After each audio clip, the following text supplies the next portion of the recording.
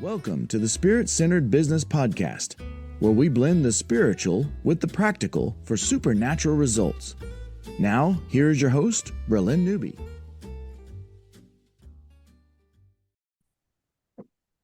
Hello there. Welcome to Spirit-Centered Business. I'm Bralynn Newby, your host, and I'm here with a very fresh friend, Natalie Lavelock. Thank you for being here, Natalie. Bralynn, thank you so much.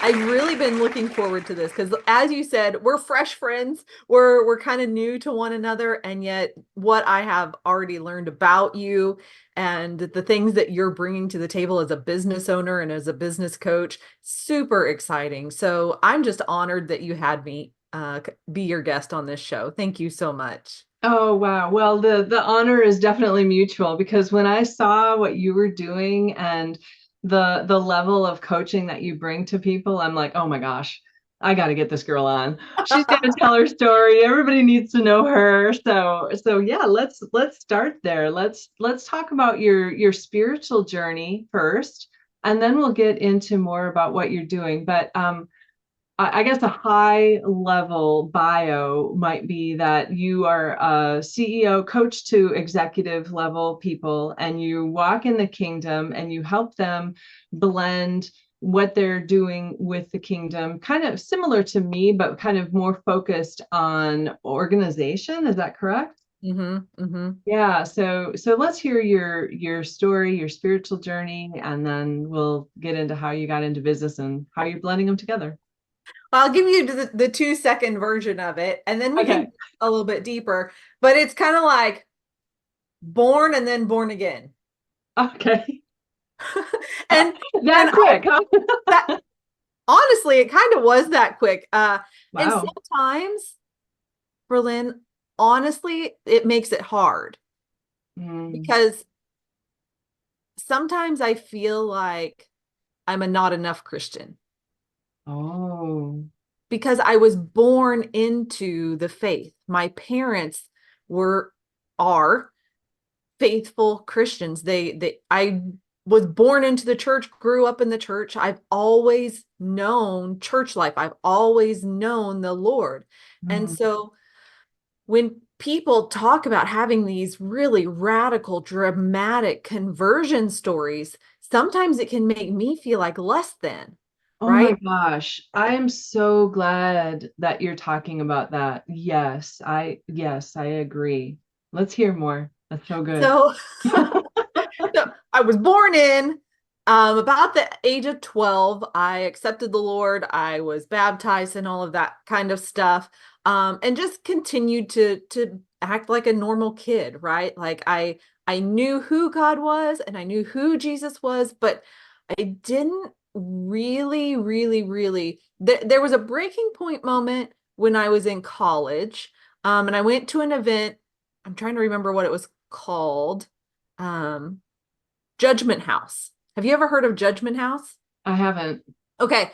So in our area, usually in October, some churches, usually bigger churches, will put on a production called Judgment House. And it's you go on this journey through their church, and they have different rooms and themes and everything set up. And it's like, the first room is some kids talking at school about a party that's coming up. And then you're at the party.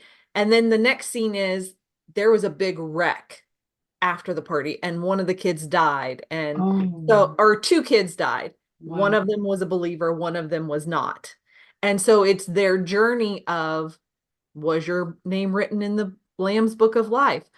So you follow one of them on their path through heaven, and you follow the other one through the path through hell. Wow. I may have heard of that. That was years and years ago, if I remember right. Yeah. Oh, wow. Okay. Yeah. It just is like a in-your-face scenario of how short life is and how quickly things can change. Wow. And I'd say that was kind of a wake-up moment for me. But when God really got my heart was when I started having kids. And I realized there is a legacy being laid right here, right? And how do I teach my kids, and how do I raise my kids to love the Lord? if I'm not, I mean, I still went to church, but God was up here. God was far away. I knew of him, but I didn't Mm, experience him on a daily basis. mhm. And so that is really where I started seeking him with all my heart. That's when I really started, you know, not just going to church on Sunday, but seeking him every day. Mm. And he does what God does best. He just shows up and he loves on you and he teaches you and he grows you and gives you opportunities to learn and sometimes disciplines you in the process. but Yeah, yeah. but it's all good. It's all good.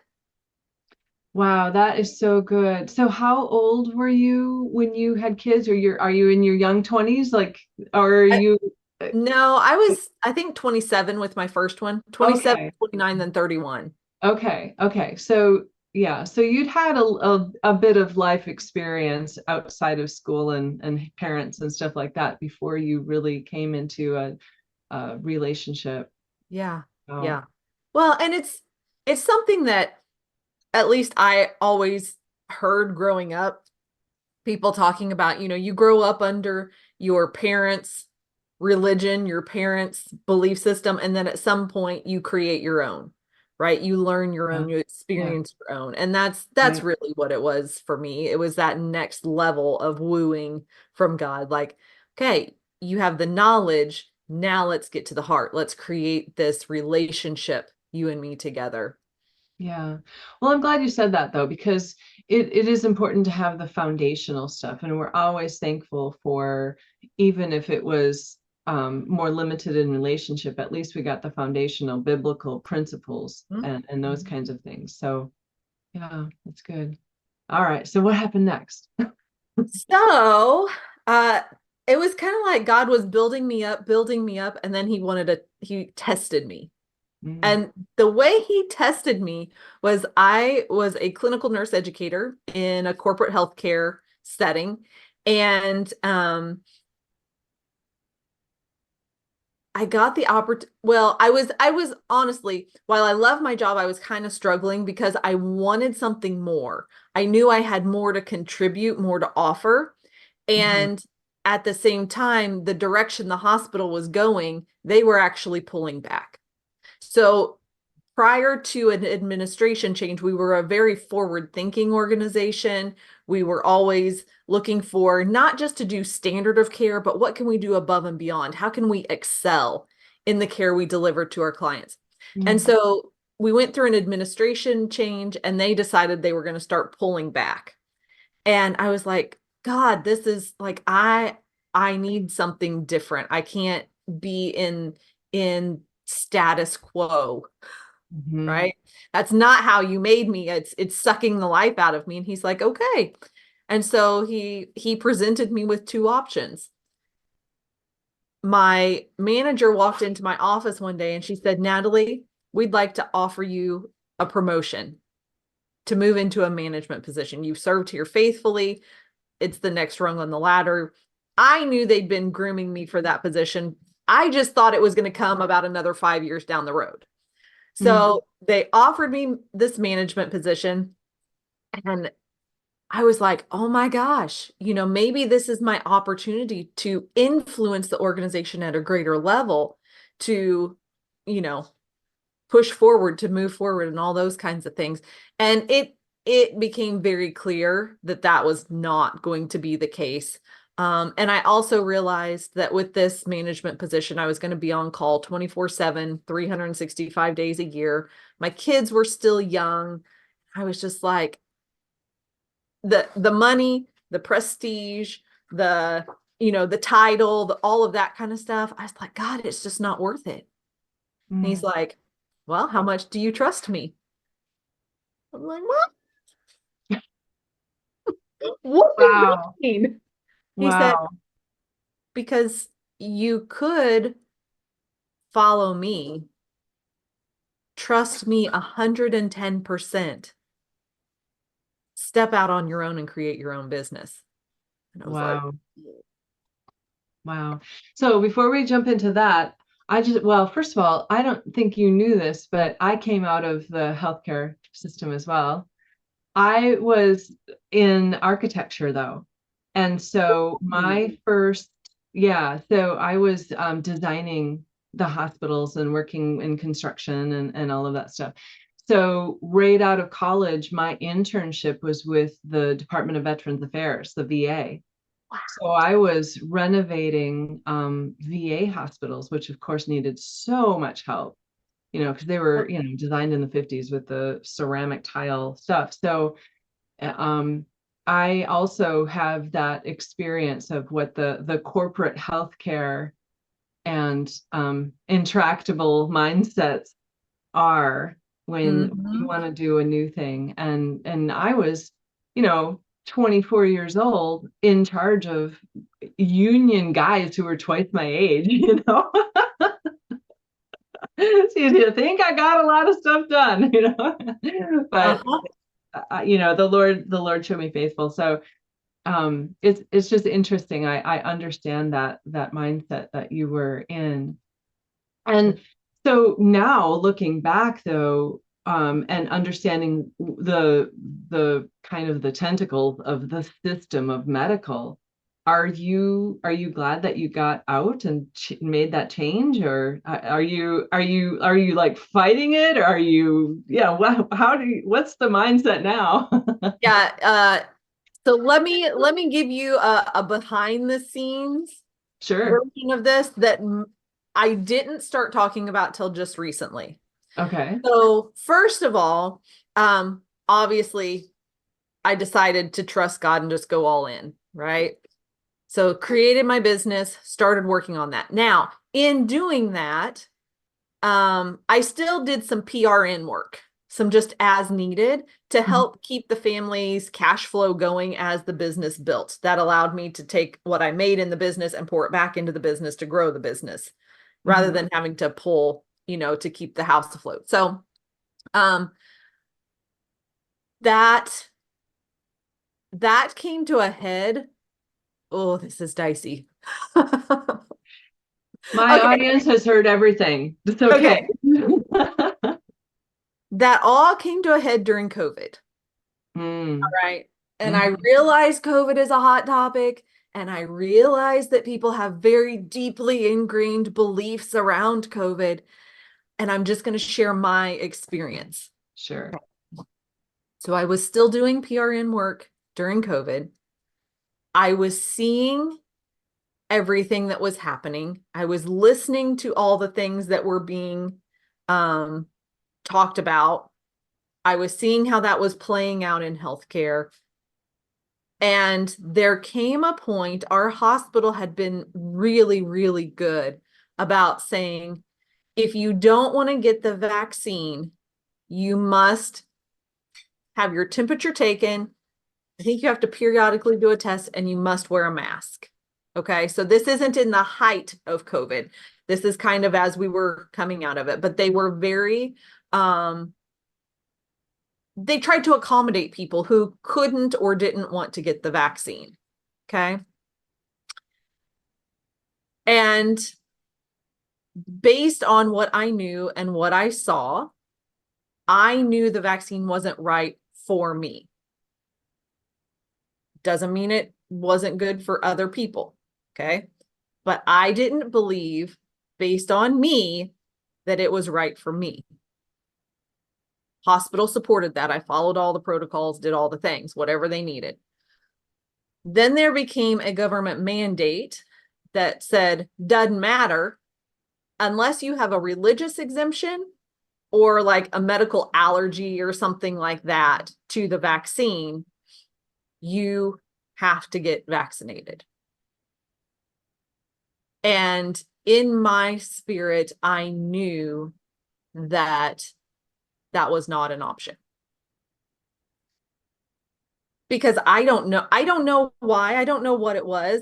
God knew, like, had I done that, something could have happened, right? I don't know. Can't go there because I don't know. Point is, I couldn't take the vaccine. Okay. The hospital's like, no problem. You need to sign the thing that says you either have a religious exemption or a doctor's note that says you can't take it. Can't do that. Based on my religious beliefs, I don't have a problem with people getting vaccinations. I get vaccinations. I get my kids vaccinations. There's something about this one in particular for me I cannot do, and I'm not against it from a religious perspective. Also, I don't have a medical exemption. I would be asking my doctor to lie. And they said, well, Natalie, if you do that, if you don't sign this, it's a voluntary resignation of your position. And so I went home and I wrote my letter of resignation and I said, this is not a voluntary resignation. Like I put that in the letter. Yeah. Not voluntary. This is being forced. I am being coerced. And yet, if I'm not allowed to work here, I'm not allowed to work here, but it is not voluntary. And I took that letter in and I submitted it. And they said, Natalie, out of the 500 people who work here, you realize you're the only one who has done this. Wow. And I said, so be it. I mean, it is what it is, but it's something I have to stand in for right now. Isn't that amazing how God gave you that courage and, you know, that fortitude to do that? Mm-hmm. Wow. Yeah. So that was the end of my healthcare career in any capacity whatsoever. Here's the interesting thing, though. So a year later, I find out that the management position that they wanted me to take, because of the new administration, they eliminated it. Oh, wow. Wow. Yay, God. He's just protecting you. Wow. So had I chosen the path that felt like the safe thing to do and not trusted God, Uh-huh. I would have been out of a job and I would have had no business to start working. Wow. What we think is safe, right? Wow. It's so hard to see it in the moment, and it's so hard to trust that he's going to take care of you and that you're doing the right thing. And yet when you can look back on it in hindsight, you just see where he lined it up every time. So good. Yeah, that's so good. And so how was your husband and your kids about all of this? How did that go? So my husband has always been an entrepreneur. He's always had like 3 or 4 different businesses that he runs. He's a farmer. He does beef production. He has a commercial metal roof coating business. Like he's just a busy guy. He's into real estate. And so he doesn't understand being an employee, period.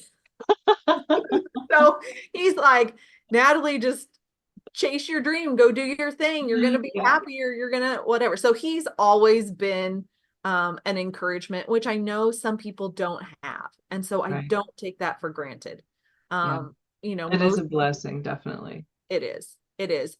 And then my kiddos, I'm still waiting for the verdict on that one, because when my kiddos were real little, they would go to daycare or they'd go stay with grandparents while I was at work, you know. And then as they got older, I want to say my oldest was somewhere around 7 or 8 years old when I made this transition. He's 17 now.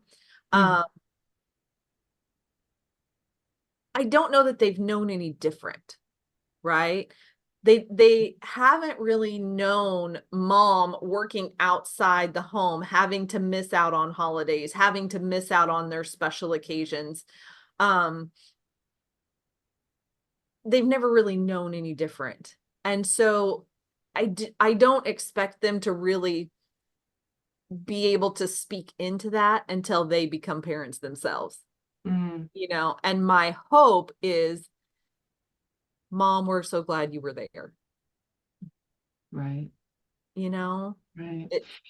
And clearly you would have had more impact in their lives and impact on their spiritual journey, like you mentioned earlier, the legacy and everything, doing it the way you did it. Yeah. So are they in a good place with their spiritual journey? They are. They are. Okay, good. My youngest is actually attending Bible school this week, and he comes home and he's 11 years old and he's still coming home going, Mom, this is what we did and this is what we learned about. And I'm like, yes, I love That it. is so cool. My middle one, he's the one that will just go off in his room and quietly read the Bible and then tell you something later on, and you don't even know he's doing it. Now my oldest, he's 17, right? Yeah. And so the reality of that for him is he's beginning to experience freedom. He's learning to make decisions. It's like I feel like I'm the bumper rails, the bumper guards, right? Like Yeah. you know this stuff. You've given your life to Christ. You know the things. You go to church. Now, what's the practical application of this? How do you walk it out in your relationship with your girlfriend, in your schooling, in your job, as you're driving down the road, right? How do we apply the principles in all of those situations in real life? And so that's so good, because a lot of times the church doesn't teach us that. It's yeah, so good. Are you able to fellowship in a church that is seeking the deeper things in the relationship with the Lord rather than just the surface stuff? Yeah, we have we attend a local Baptist church, and they do a really good job. And I feel really blessed and fortunate to be a part of the youth ministry there. And so, I get to contribute to those conversations and help lead that and be like, hey, why don't we do this? And things like that. So again, I feel like it's really foundational for my kiddos. And then they see and they get to experience some of the places that I go and some of the, what I would say, more active and spirit-filled environments that I get to be a part of through my business and through my work. And so they have exposure to that, and they're learning and experiencing through that as well. So we actually, in January, I'm going to take them on a cruise. We're going on a cruise, and it's with a group of spirit-filled believers. And I am just so expectant for what God is going to reveal to them and show them during that time together. Because it's not just a cruise, let's go vacation, let's have fun. Like, we are going to have sessions and worship and all of the things there. And so I'm really excited to be able to share that with them as well. That is cool. Where are you going? It is a Mexican tour, and I'm not for sure. I think like Cozumel, the Cozumel area. Oh, on that side. Oh, okay. So that's a Caribbean on the Gulf side rather than the Pacific side. Oh, yes. Yeah. Okay, cool. Yeah. That'll be fun. That'll be a lot of fun. It will be a lot of fun. Yeah. Yeah. I always loved cruising. Okay, so you mentioned that you get to be around spirit-filled environments in your work. So let's just touch on that. And if there's anything more of your spiritual journey, let's stay in that vein as we kind of close this session 1. Yeah, perfect. So, when I first started my business, even though God is the one who called me into business and God was with me in business, I allowed the influences of the world to direct my business path. How hard I pushed, how much I worked, the sales tactics, all of the things. And God allowed it for a little while. And then he began speaking to my heart, and he's like, Natalie, you're building your kingdom while mine is in shambles. Ooh. And I was like, oh. And I'm like, okay, well, what do I do about that? Right? Yeah. And I just got to the place where I was like, in my message, when I speak on stage, I always talk about my faith. So I never hide it, but I don't lead with it. Yeah. And he began to reveal to me this idea of the Spirit-Led Entrepreneur. And he started building it, and yet I kind of sat on it, right? I sat on it because I didn't know what to do with it. And then about 18 months ago, I was at an event, and the presence of the Lord was just palpable. It was just incredible. And I was on my knees in that moment, and he just like unloaded it. And he's like, I want you to step into this. This is what I want you to do. It's time to release this.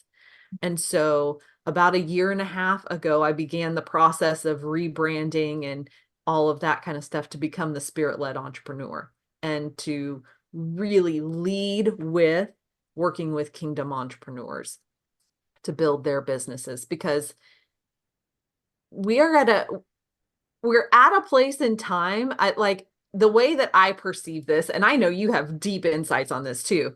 The way that I perceive it is there is an open door for Christians to communicate and to lead with their faith. And there's a favor on that right now, while simultaneously there is a battle that's preparing to take place. Right. And so I got goosebumps. Holy Spirit bumps. Like there's a quickening almost of the things of God. There's the quickening happening. And I believe that right now there is favor upon us speaking that message and helping people to see the truth. And I've been able to have more conversations with people who are non-believers, people who have completely different faith, people who are almost hostile to Christians. Yeah. But I've been able to have conversations with them that plant a seed of something different, plant a seed that's different than the hurt that they've experienced, of the condemnation that they've experienced from religious people in the past. Yep. And I think, God's hand is upon that, and he's just calling more and more and more people to him. I mean, you're speaking my language, right? Yeah, absolutely. So I just have one question. Was that meeting where his presence was so strong and you got that message, was that a Christian meeting or was it a business meeting? No, that was a Christian meeting. It was okay. All right. Because sometimes, when we're doing spirit-led stuff and we do lead with our faith, he does things in business meetings that just knock your socks off, that you get more in a business meeting than in church when you're actually bringing his will on earth as it is in heaven. So yes. So what I can say about that particular event is everyone at that event, at least 95% of them, are business owners who come for spiritual refreshment. Got it. Yeah. So it's not intended to be business, and yet business people are there. Yeah. Yeah, that's so good. When I started Spirit-Centered Business, 2014, I was still battling the segmentation of we do this on Sunday mornings or maybe in our God time, but that's separate from what I do in my business. And, what I do at the ball game and what I do in my life, everything is compartmentalized.